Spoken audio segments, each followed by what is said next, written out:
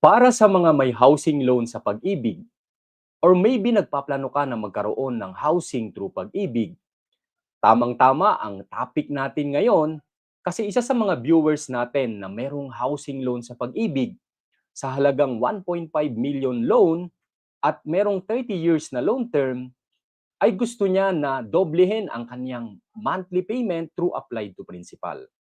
Sa kanyang around 10K na monthly amortization ay nag-i-intend siya na magbayad ng equivalent of 10K monthly din through applied to principal.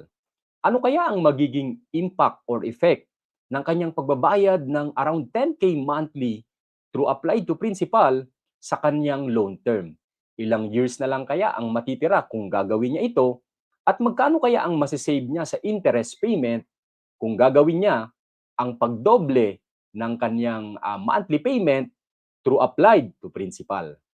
Alamin po natin ang kasagutan dito po sa video na ito.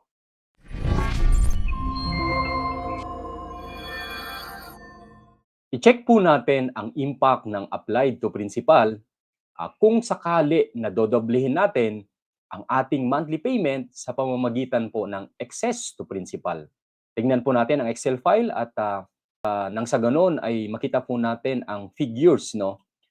Based po dito sa ating loan amount na binigay sa atin ni Ms. Shera May, no?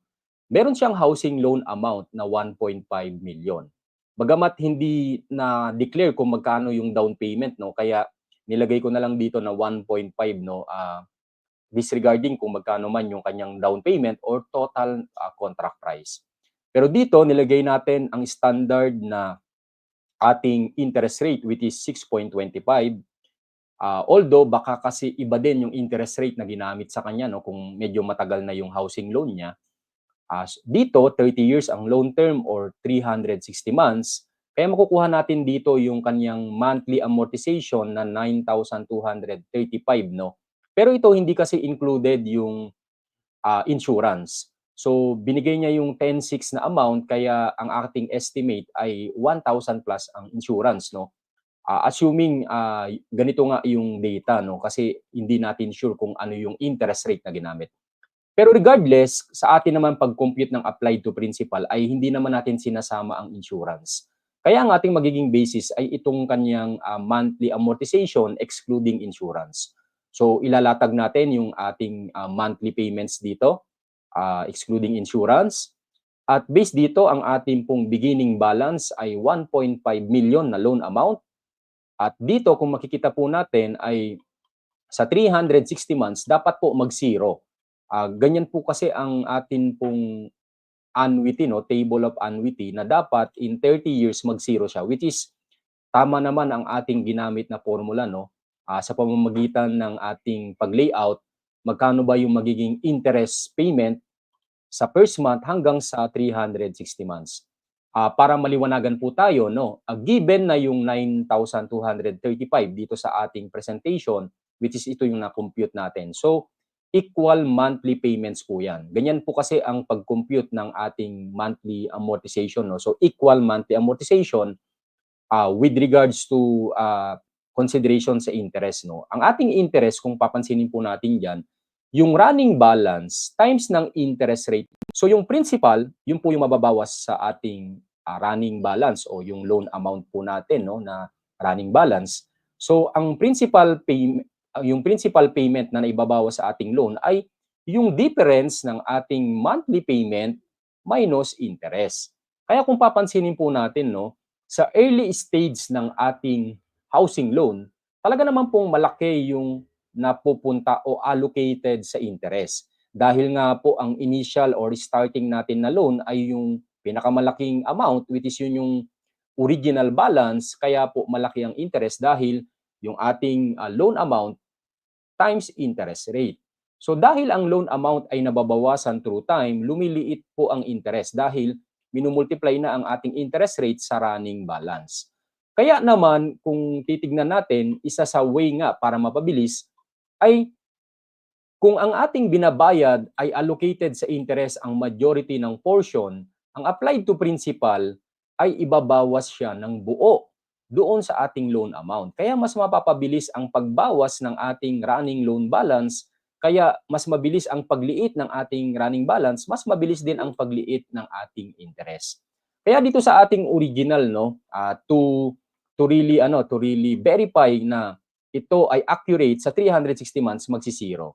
Ngayon, ito yung 30 years na ating table for our amortization, no? Tingnan natin kung sakali mag-a-applied to principal tayo. Same lang ng ating data, tapos ang gagawin lang natin ay idodoble natin yung monthly payments. Bagamat yung nabigay sa atin na data ay 10K monthly, dito na lang tayo mag-come up sa actual na nakuha natin, no? Kasi nga hindi natin na-establish o hindi na ibanggit kung magkano yung interest rate, no? So dodoblehin natin yung ating payment. Yung pang-doble, yun yung pang-applied to principal. At based dito, titingnan natin 1.5 million yung original natin na loan. So same yung ating interest rate sa first month. Pero dito nagbabago na yan, no? In comparison, ito 7,756, no? Pero sa 30 years 7,805. Kasi nga nag-apply to principal ka month 1 pa lang. So mas malaki na yung nababawas. Kaya kung papansinin po natin ang ating running balance, dalawa na yung mina-minus natin, no? Yung usual na principal pag na allocated doon sa ating monthly payments minus interest, at yung binayad natin na apply to principal. Kaya kung dodoblehin natin every month, no, i-apply to principal natin, aabot lang tayo, magsisiro tayo sa 8.83 years or 106 months based po sa ating data po dito. So meaning to say, titignan natin ngayon yung natira, no? So in comparison, no, doon muna tayo sa years to pay.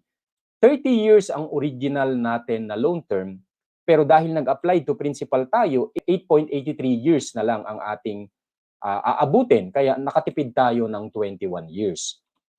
So tignan naman natin magkano ba ang masisave natin na interest payment, total interest payment, kung gagawin natin yung pagdoble ng ating monthly payment at yung doble natin ay through excess to principal or applied to principal.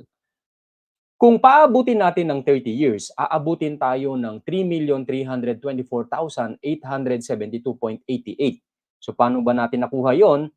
Excluding insurance, syempre, no? Yung ating monthly payment times ng 360 months or times ng 30 years. Kaya makukuha natin yung total payment natin na nasa 3.3 million. Pero kung tayo ay mag-a-apply to principal, tingnan natin, no? So ang apply to principal natin based sa total ng ating nabayaran, ito yung total natin na payments, 'di ba?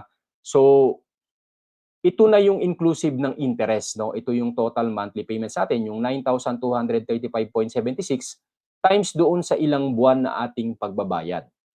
Now, syempre dahil nag-apply to principal tayo, dinodoble natin, isasama rin natin yan sa ating nabayaran dahil actual na binayaran natin yan. Kaya yung total niya dito ay 976. So pagsamahin natin yung binabayad nating monthly payment, monthly amortization, at yung binabayad natin na monthly doon sa applied to principal, aabot tayo ng almost 2 million, which is 1,955,000. So kung 30 years, 3.3 ang aabutin natin, pero dahil nag-apply to principal tayo, mababayaran lang natin siya ng 1.9 million. Kaya nakasave tayo ng 1.3 million sa ating housing loan payment. So kung titignan natin, no, kaya tayo nakasave ng ganito dahil nakasave tayo ng maraming taon ng pagbabayad. Remember na ang interest ay gumugulong yan through time. At kapag nag-apply to principal tayo, nabawasan ang time, kaya po nagkaroon tayo ng savings sa ating total interest payment.